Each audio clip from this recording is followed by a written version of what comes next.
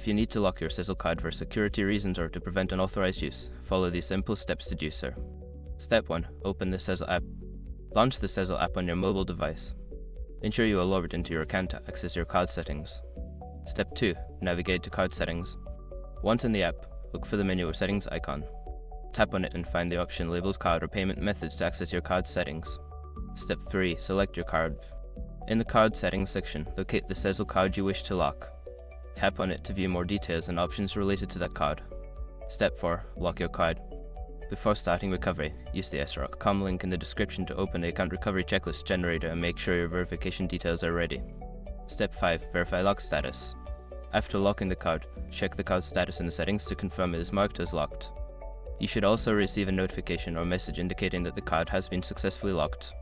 By following these steps, you can easily lock your Sezzle card to protect your account. If you need to unlock it later, simply follow the same steps and select the unlock option.